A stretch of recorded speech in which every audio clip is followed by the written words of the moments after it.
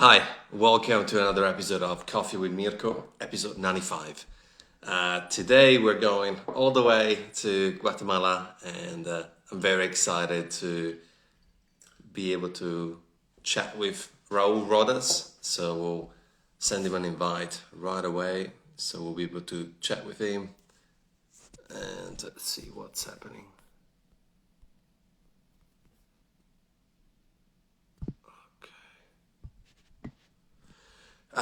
If you're new, thank you very much for tuning in. This is just another episode of the podcast, 95. So it's been incredible.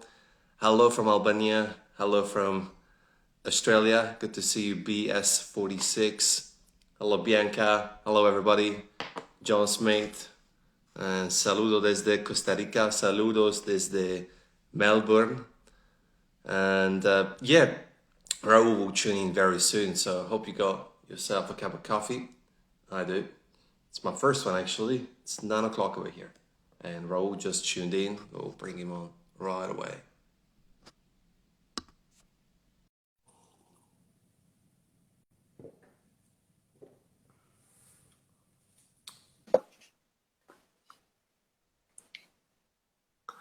Hello, Hello, Raul. How are you, brother?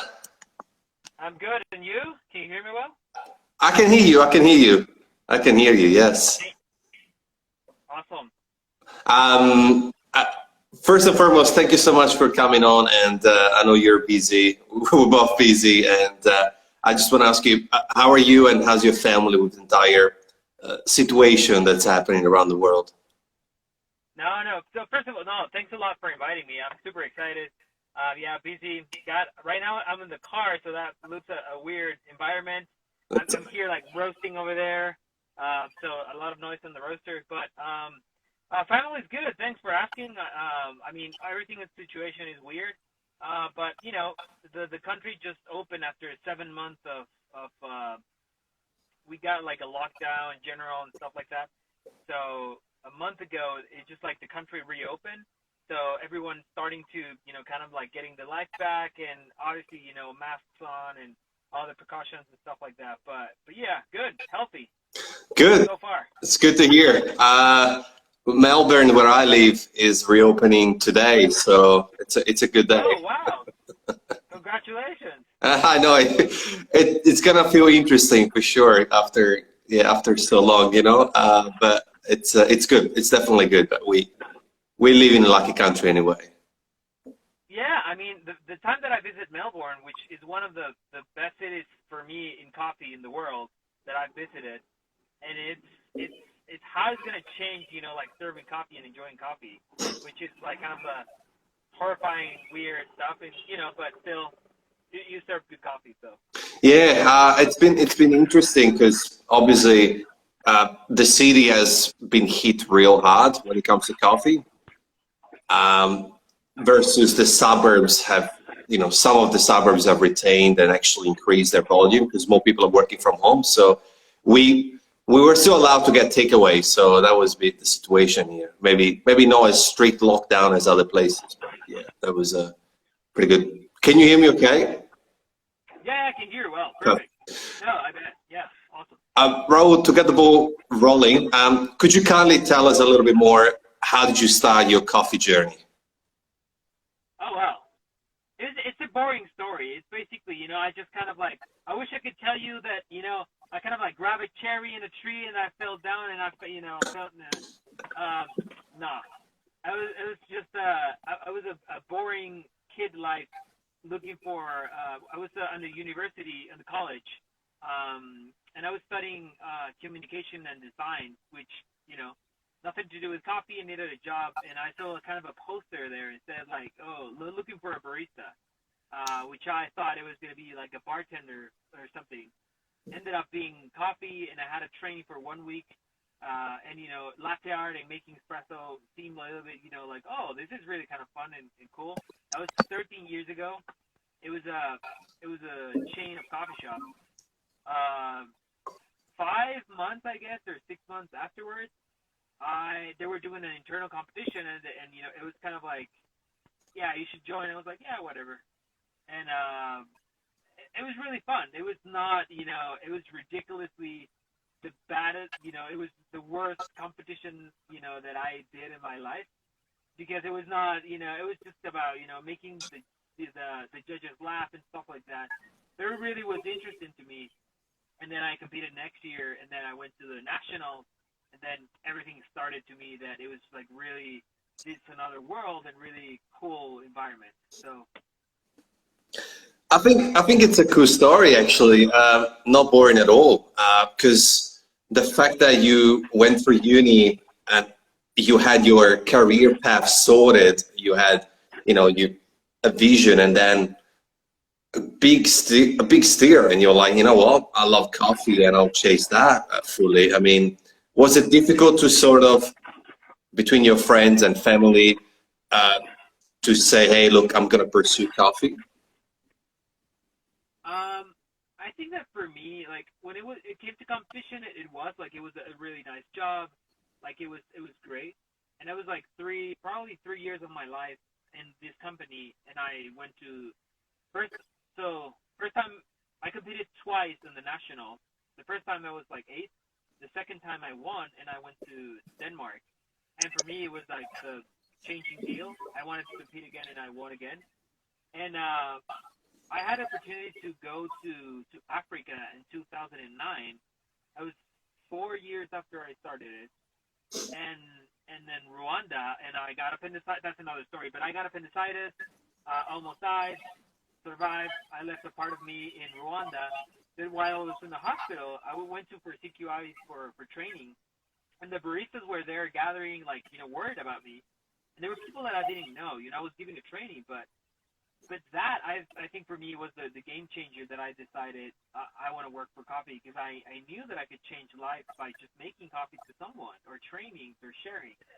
And when you ask that question, that was a game changer for me that and people didn't understand coffee, like what the hell, like you're making coffee and it was different, and it was a dragging, but it was a good dragging of my life to just put attention to something beautiful.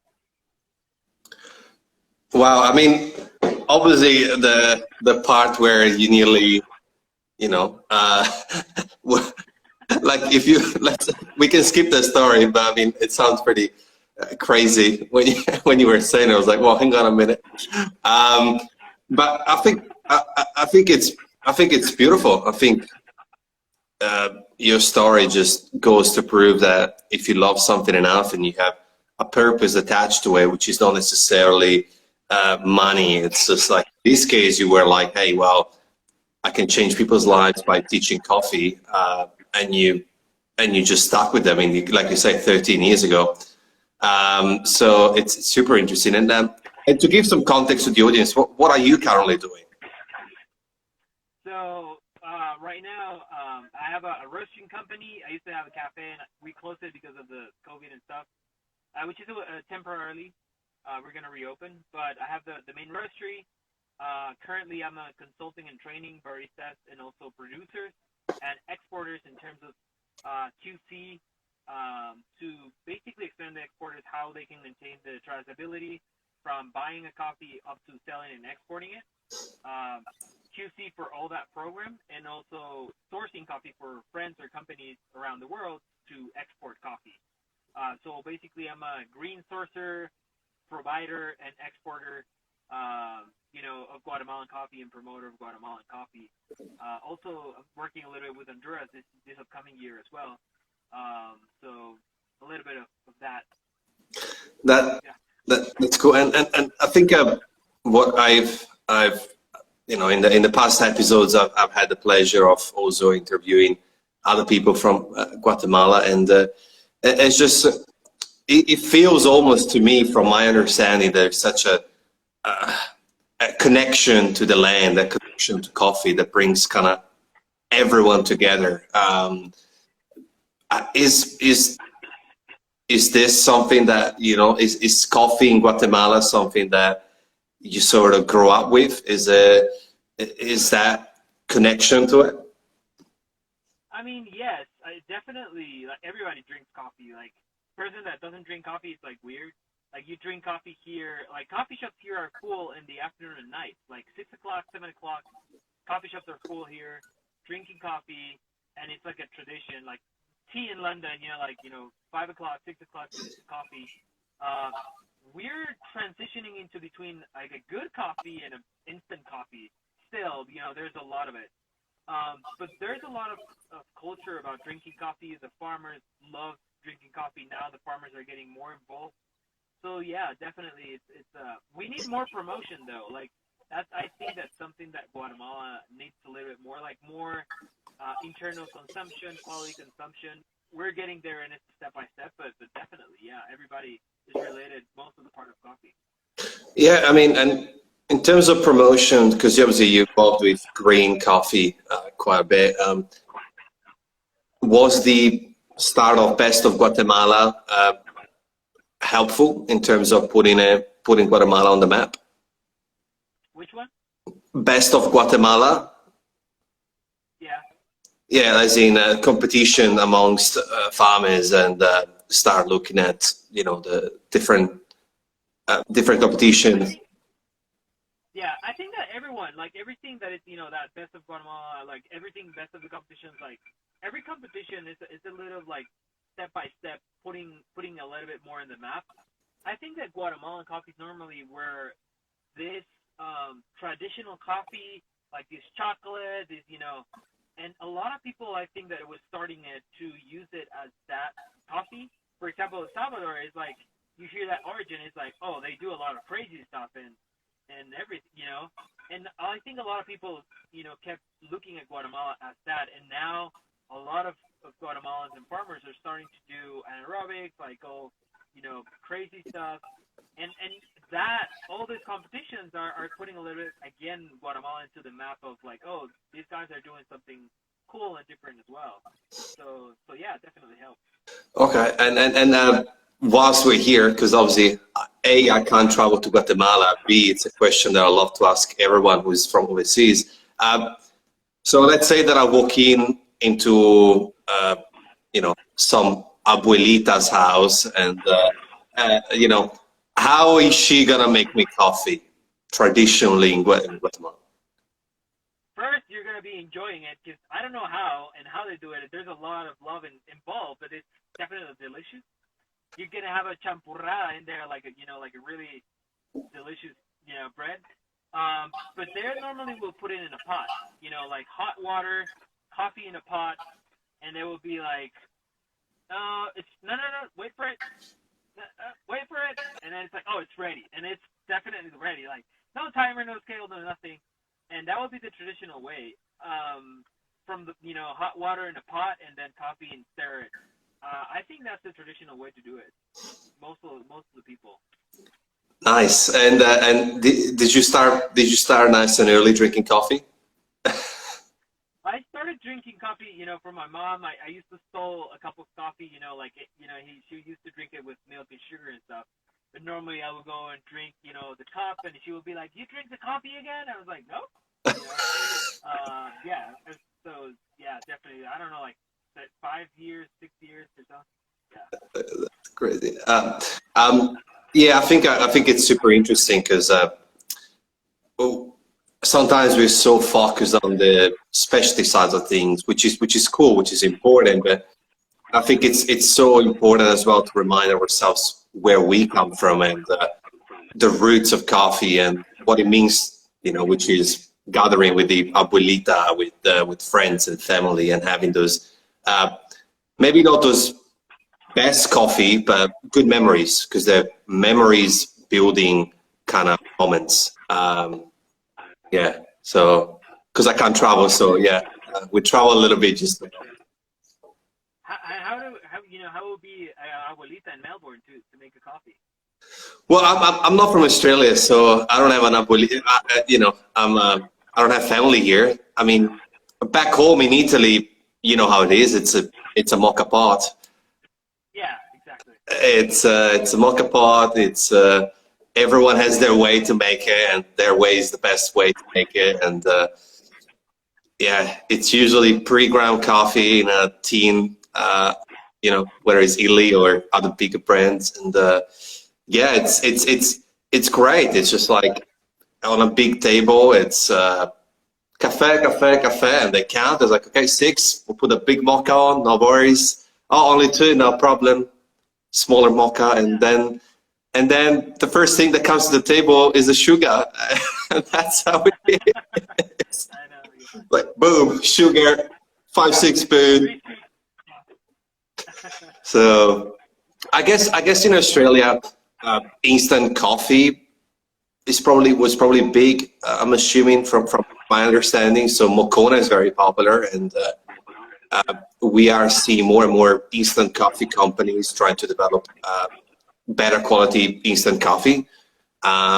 So probably yeah, an abuelita in Australia. Well, it will also depend which country because there's a lot of immigrants. So if it's a Greek abuelita or an Italian abuelita, they still maintain the way they made it back home. So it'll be interesting actually. That could be a good YouTube videos. Anyway, that could actually be a good YouTube video. Anyway, back to us. Thanks for asking. Um, Obviously, you cannot skip the very important element of your story because you're very humble, which, you actually won the barista world championship. So back in 2012. So, well, congratulations. I know it was a while ago, but still incredible achievement. Uh, and how, competing is really not a walk in the park. It's difficult mentally, physically. What would you say to people who are, looking to get into competing or they're still new to it and they want to start? I totally agree with you. I think that one of the most important things is mentally. For me, like last competition, I think a lot of mental goes into it. You have to be committed yourself 24/7. Like, I mean, I don't want to say 24/7, but really committed. Like, if you want to compete, like, commit to it. Like, read the rules. Like, understand. Like, ask. Like, get focused into it. Because I think a lot of people just like go, but they don't really understanding it. Second, I think that is you have to be really consistent and like try to dig in and have your personality into it and see a lot of videos, watch competitions online and stuff like that, a lot of trainings and whatever.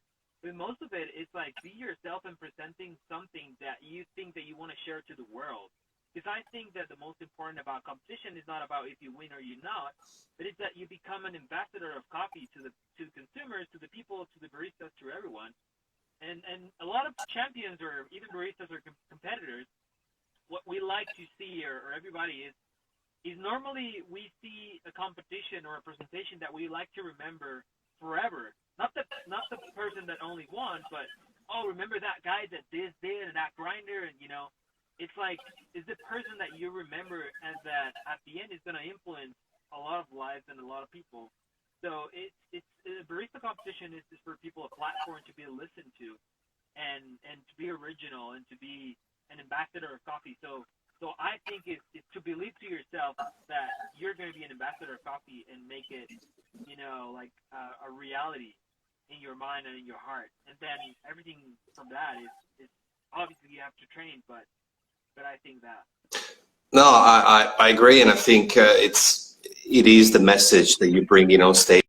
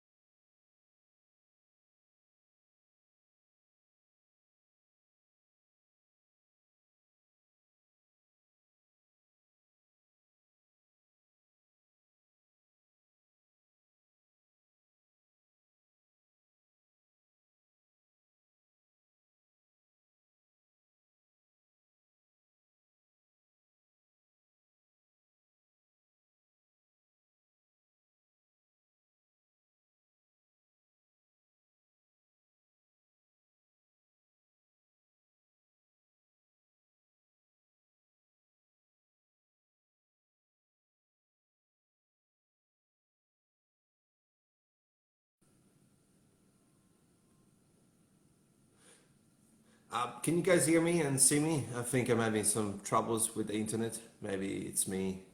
Maybe it's Instagram. Maybe it's Raul. But if you can hear me and see me now live, just drop a little comment. That'll be great. And then we'll see if we can bring Raul back on. It's really interesting. Let's have a look.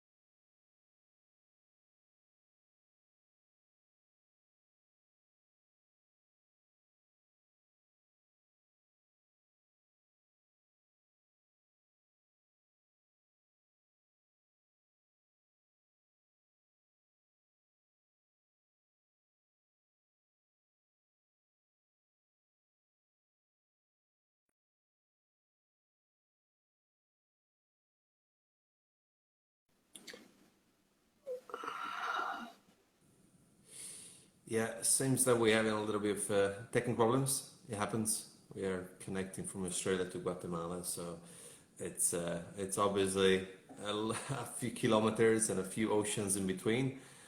I mean, only one ocean, and hopefully we can solve this. If not, in the next 2-3 minutes, I'm just gonna restart the live, which is let's have a look. Maybe it's a problem on my end. It happens. Let's have a look.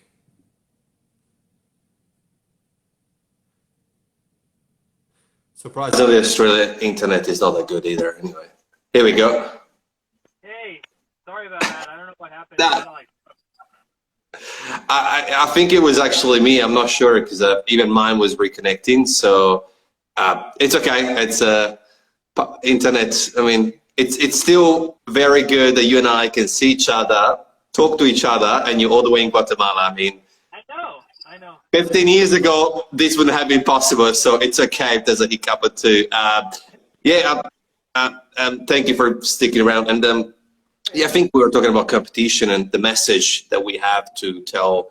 I mean, I never competed, but in those 15 minutes, how relevant it is and what message do you want to give to people? And I think it's super, yeah, it's important. And I think that for a long time, there was two sides of the coffee industry. Some people who just, hated the competition side of things, in the sense of, this is not coffee, this is not what we do in a cafe, it's only for the 0.1% of population. And then the other side, the extreme, which was like competition, now coffee should be drank this way, da da da da. And I think it's just a nice space to be in the middle, which is, look, ultimately competition is just like a sport for any industry. It's a chance for, get exposure. It's a chance to, share a message. And also it's also a place to look forward to go to as a professional, because you sort of want to get there in order to then go to your next destination. And look, obviously competition is not necessarily real life. Those amazing coffees, we don't drink those every day or every week or every month. Still, I think it's still important to give that platform to coffee so then we can grow and, yeah, like you were saying about Guatemala, just be more on the map.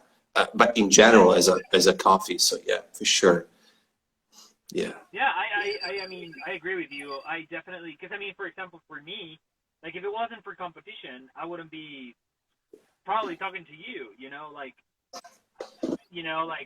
or definitely right now, competition, like it took me 5 years of my life, it was like, full competition, everything.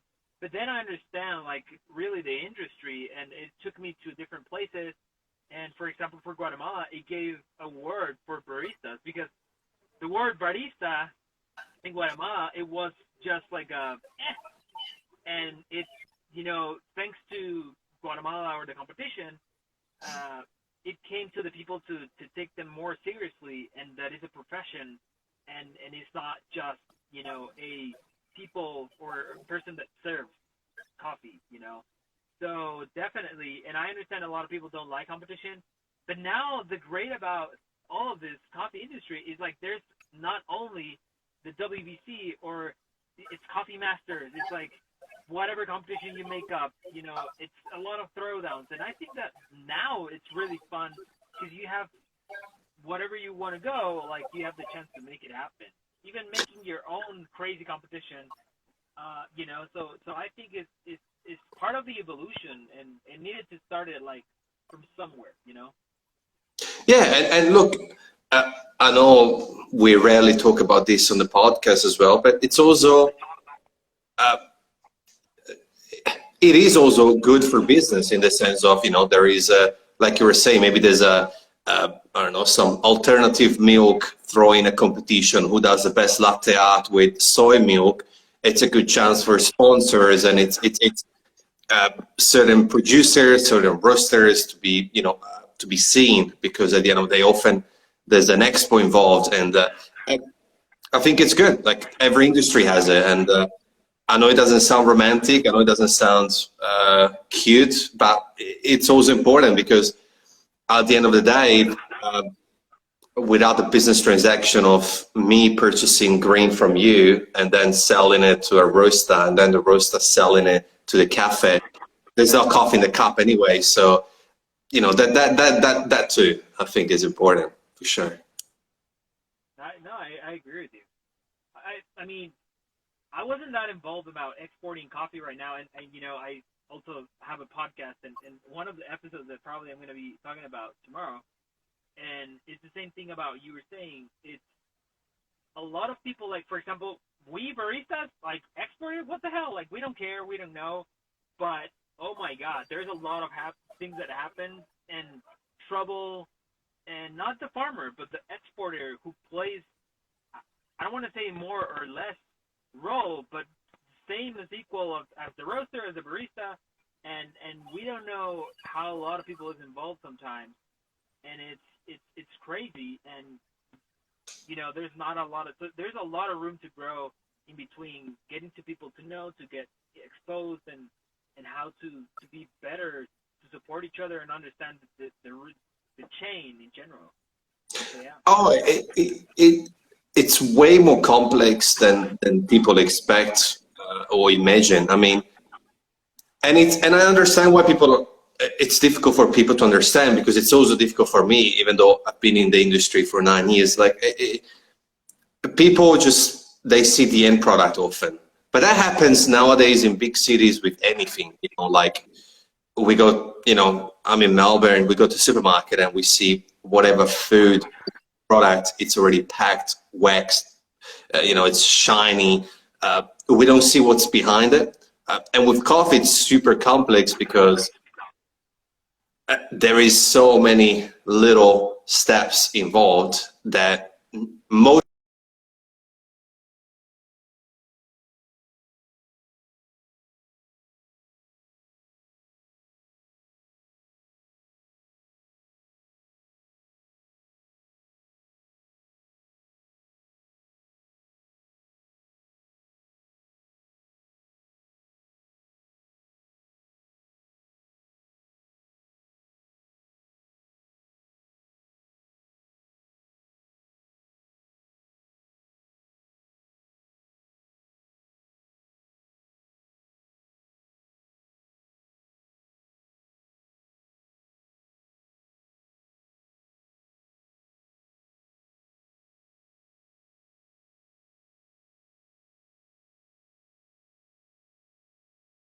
involved in coffee, for sure. And here we go. I see a roof. You must have moved.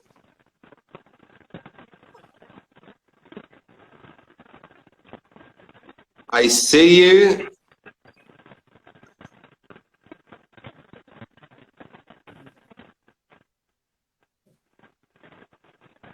I can't hear you for some reason, but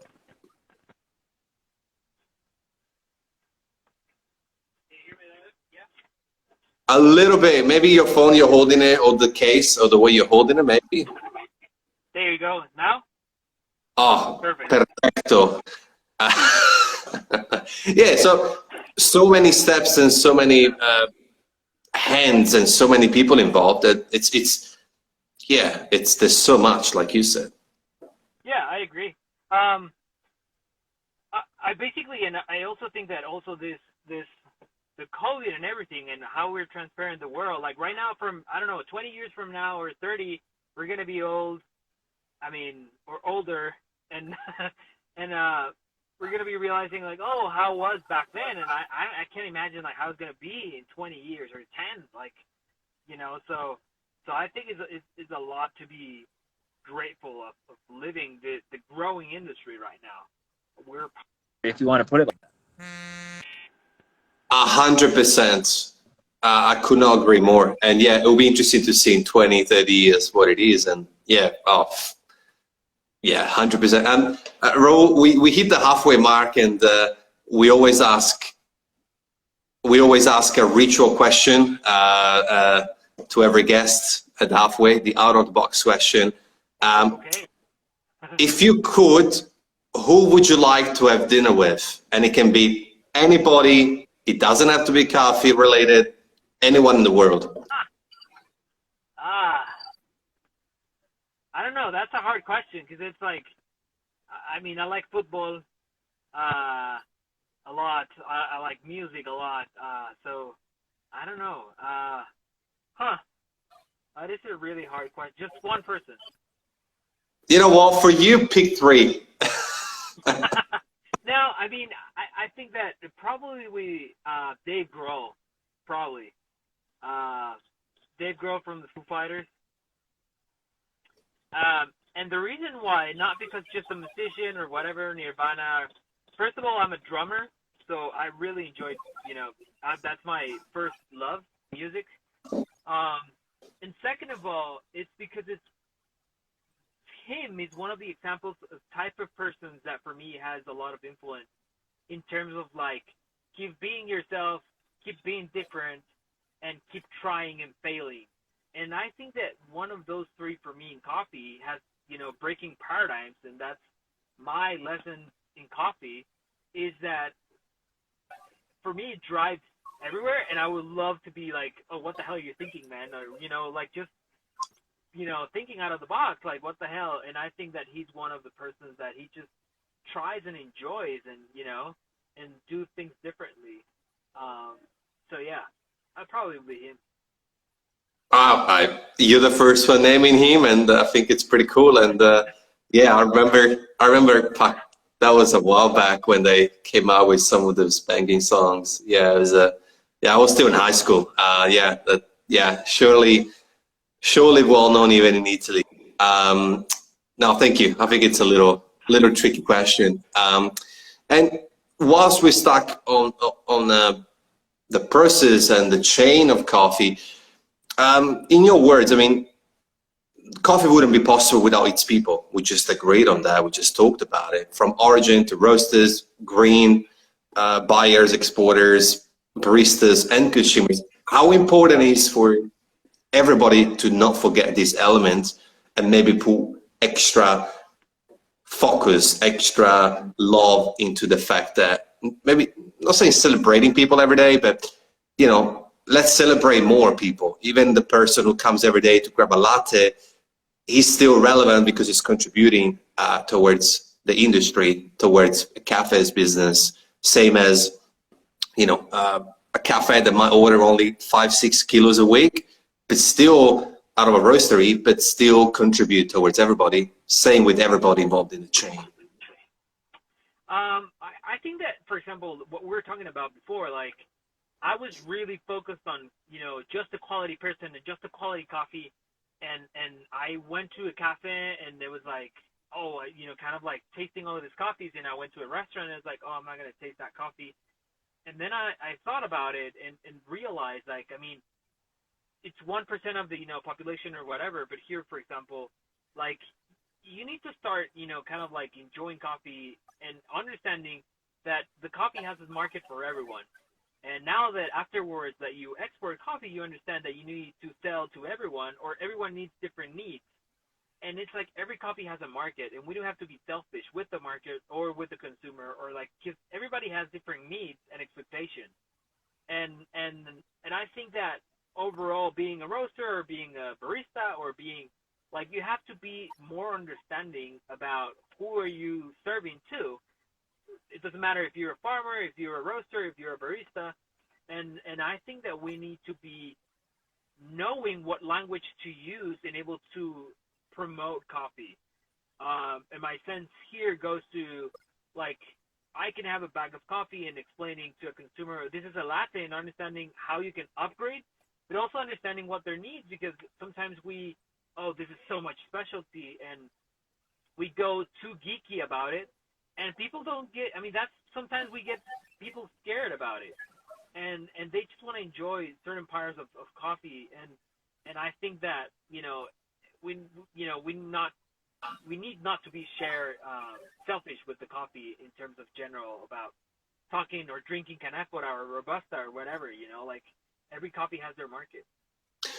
I couldn't agree more, and I think a key component of what you said, it's something that hospitality people should, we all should remember and know better, because the concept of hospitality, one of the first rules is that you can't make everyone happy. You can't please everybody. Yeah. So you might make the best cake in the world. 3 people are going to love it. 1 person is not going to like it. And 7, they're going to be like, yeah, it was okay. And that's okay. You can't please everybody. Same with coffee. So it's hard, because I'm assuming, like some businesses that want to try to sell to, to appeal to as many people as possible. But like you said, different people, different needs. So it is what it is. You're going to make some people upset. You're going to make some people happy. And you're going to make some people, they just covering a need. You're the only coffee shop or the only roaster in the area. And at that moment, they need something, and you providing a service and a product. So yeah, it's impossible to make everyone happy, 100%. Yeah, and I think that I agree with you when you say, like, you're a service provider, like, not just like a roaster or whatever, you're providing a service. And I think that sometimes we kind of forget that, and, but it's hard, but also we need to try it sometimes. And, I don't know, it's kind of like the fun when you, I don't know, when you realize that and you start not being that geeky and understanding the whole system, and it's like, oh yeah, it's kind of cool. Yeah, and it's like, I feel, I don't know, maybe I'm going a little bit too far here, but coffee is almost like, it's like ourselves, like we all change, as in, like, our personal relationship with coffee changes as we change. Like 9 years ago, I was not the person that I am today. Same with coffee. I only started drinking coffee like 3-4 years ago. Like, yeah. I hated coffee. Like, I hated it. What? It was so bitter in Italy. Yeah. Like, everybody knows. Like, I've said this before, I just had, nightmares back home of coffee. Up to a stage where I was actually a barista for a few years, where when I was dialing in, I was just giving the coffee to my chef, and I was just learning to look at the shot. And it looked good, and the chef said it tastes good. I'm like, all right, cool, dialed in. And now, I drink 5-6 cups of coffee a day. So I think, again, we need to be patient with everybody, because you know what? It's like when my parents came over here, my mom, first thing she did was she went to an Italian grocer, she bought a mocha pot, and she bought her Illy coffee in the tin. She was set. And every time we went out, I took them to the right places, and I was trying. By the end of the month, my dad was like, you know what? You're right. I don't need sugar with this type of coffee. I like it. My mom hated it. There's no right or wrong. And that's the same with the service. It's like, it's difficult. Yeah. It's an industry that people think it's easy, but it's difficult to understand if today you are in a good mood to chit chat when you come in the shop, right? It's hard for me to understand you, because even though you might come once a day, you might be still a stranger to me, so it's difficult. And yeah, we can't please everybody. So I think, yeah, sometimes we overthink it. Yeah. And I think that also we kind of like change. Like for example, for me, like I am a person that I get bored really easy with a coffee. So normally I am, full into this coffee and a geisha. And sometimes I really get, you get bored. I probably am going to sound and probably is going to, people are going to hate me or whatever, No. but no, I'm kidding. But, like you just don't want to drink a floral, whatever. I want a chocolate coffee, or I want to, like a fruity, or you kind of like trend, to be changing. And I think it's part of it. And what you're saying about your mom and dad, like sometimes it's like, oh, I can try it, but I wouldn't be drinking it every day. Or, I need to change, and because I get bored and you have to try new things. So I agreed. Yeah, and that goes hand in hand with what I was saying in terms of us changing as people, right? So for 5-6 years, I don't know, did bicycle every single day and we loved it. And then we fell out of love and we picked up running or something else. And that's the same with coffee. Like at the moment, I struggle drinking milky coffee, A, because I don't consume any dairy. B, it's not because I'm a snobby coffee person. I just don't enjoy it as much. I probably had, 5 milky coffees in the past 2 years. And even like, I think it was 2 weekends ago, a couple of weeks ago, my partner was here and I got a little like varia, and I can do with a French press, I can start frothing milk, kinda. And doing it for her, with her milk, I was like, you know what? I'm gonna give it a shot. I'm gonna make a little espresso style with the AeroPress, and then I'm gonna drink it with oat milk. I had a sip, and I was like, nah, I hate this. It's just, unless it's made by a barista with a professional machine and it's smooth and silky. But even then, but maybe in 2 years' time, I'm going to be having only cappuccinos, macchiatos, flat whites. Yeah, we don't know. Anyway, sorry. I'm the same like you. No. I was laughing because I'm the same like you. I don't drink milk. I drink so much milk for freaking competition that now it's just like, no. Like maybe a macchiato, like maybe with a triple shot and just like a drip. I don't know. but overall, like I rather drink 15 espressos than drinking cappuccino.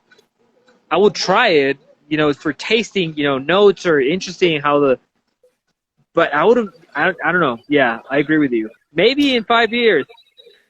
Yeah, exactly. Maybe not. Maybe not.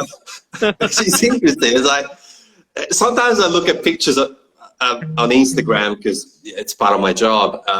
And sometimes I read the description from these amazing baristas drinking, magics and flat whites, and I'm like, man, this sounds so good. Like I want it, like I want to like this. It's funny. It's funny. It's just very interesting. That's so funny. And that's again the beauty of coffee. There's no right or wrong. It's like, and the minute that you detach yourself from, oh well, this is how you should be drinking it, versus that's how I enjoy it, but you have it your way. That's when you're in a good place, Yeah, and also like understanding to enjoy, and then like for example for us, like me, like WBC champion or whatever, and a lot of people probably happens or like well known in the industry. You go to a coffee shop and it's like, oh, can I have an espresso? And baristas think that you're gonna evaluate them. And it's like, for me, like when I used to have at the cafe, I just, closed it a couple of months ago. But people were like, oh, how is it? And now I'm drinking more coffees around the cafes.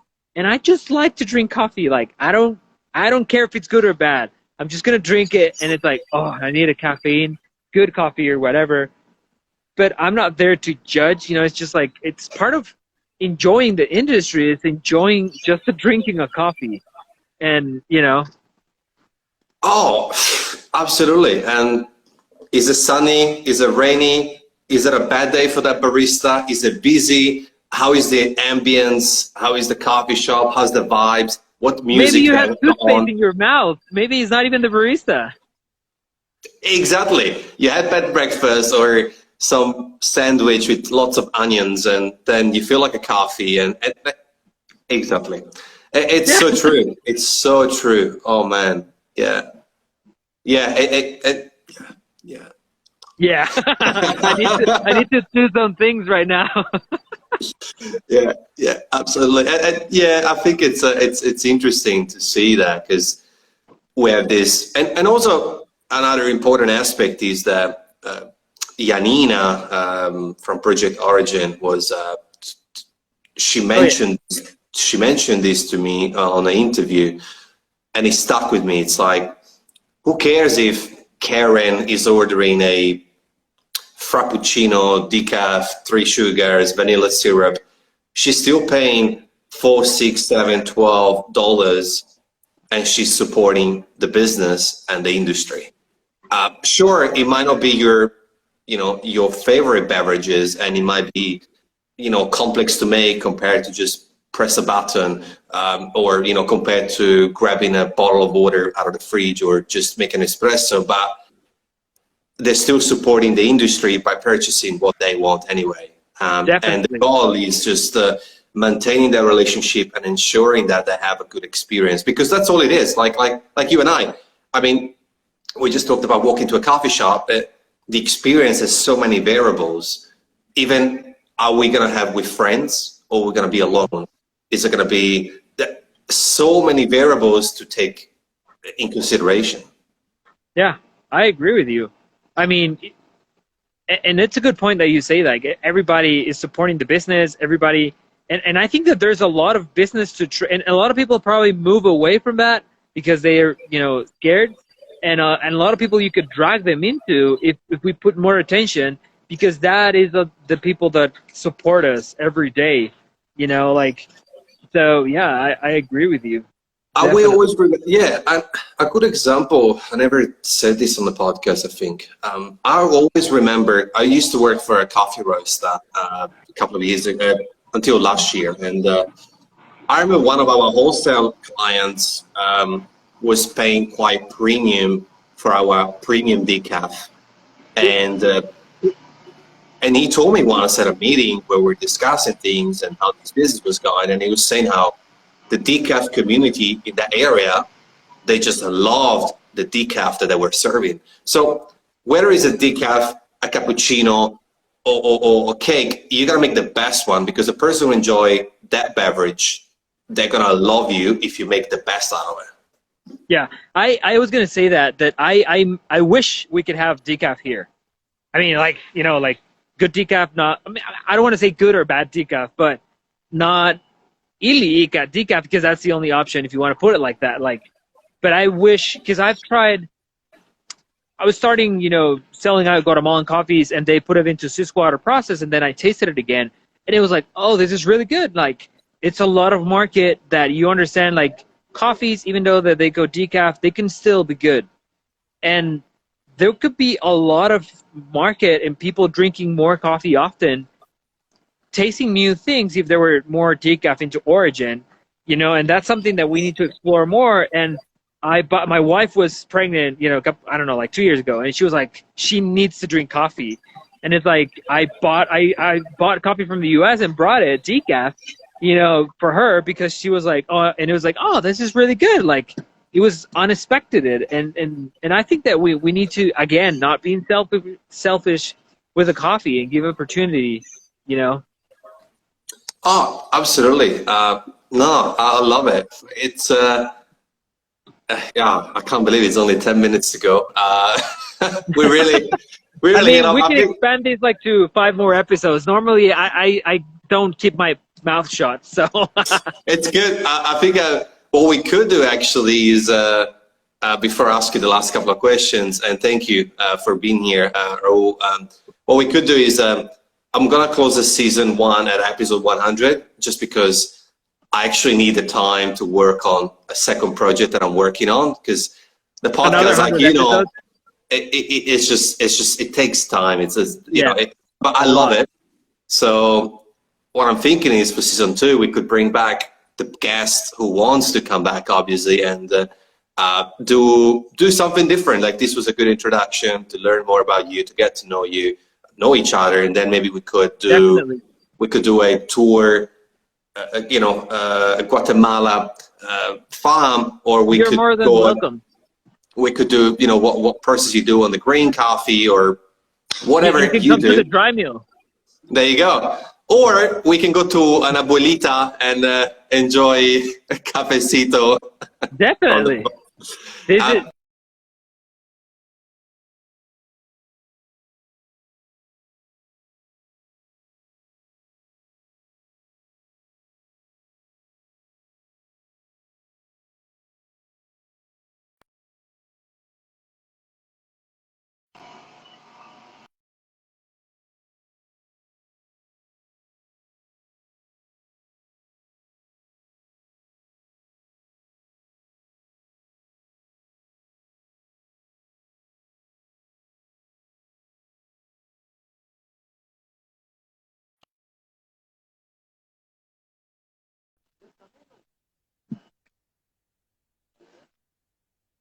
minutes. But yeah, definitely would love to have you back on, and hopefully we can meet one day somewhere in the world to drink a cafe, because I think we could talk for hours easily. I would So, love to. It's an honor. lastly, thank you so much for coming, Raul. Just the last question before I let you go. What ultimately is your mission in coffee, and what's next for you? Oh my God. My mission in coffee. I think that for me is promote Guatemalan coffee the best that I can. I think that's one of my missions. Someone asked me a question a couple of days ago. It is like, what will you do for the coffee? And the coffee has given to me so much. And really, I'm really proud about being Guatemalan and to be accessible to the Guatemalan coffee. So for me, is promote Guatemalan coffee as much as I can, and that's why I'm exporting coffee right now. That's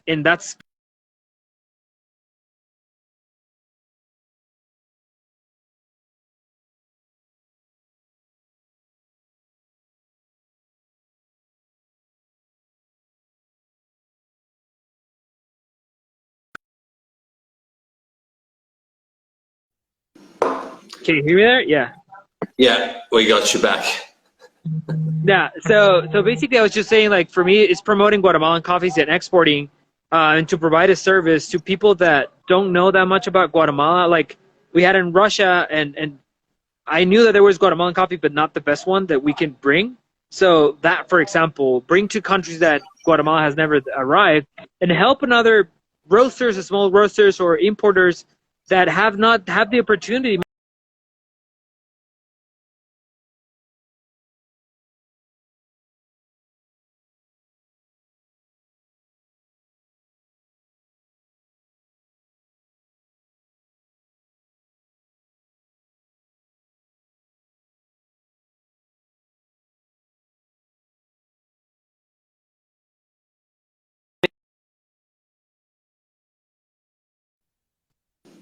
Go back again. I think it's my internet. I don't know, but well, I'll let you finish, and then we'll we'll go. I'm sorry. No, I'm not no, sure don't if it's worry. me or you, but it is what it is. I don't know. No. Well, I was just saying, like, I mean, promoting Guatemalan coffees, basically. Promoting, having the opportunity to the people that have not known Guatemala, provide a service, um, and the next steps, exporting Guatemalan coffee and Central American coffees in general. I think Honduras, there's a lot of great coffees, and I want to support that. Mexico coffees as well.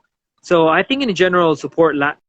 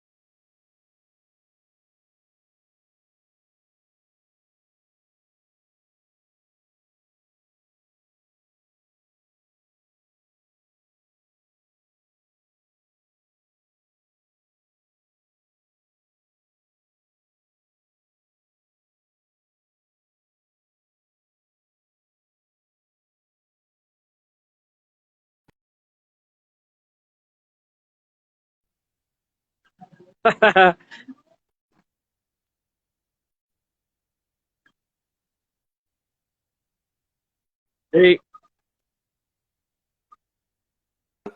Coffee. yeah, yeah. I mean, it's just promoting coffee in Green and Central. So, yeah. Right. I think it's best without going on the spin again. Thank you so much, Raul, for coming. No, thank I you. can't wait to meet you one day, and I'll send you a message because it's a bit of a, quite short goodbye, but it's just because it's this bloody No, no connection. worries. We'll keep talking. Thanks a lot. It was an honor and congratulations. Love it and keep drinking good coffee and You doing too, what you man. do. It was such a pleasure meeting you, honestly. Thank you so much, man. Cuídate. Yeah, me too. Cuídate. Un abrazo. Un Saludos a la abrazo a ti. abuelita. Ciao, ciao.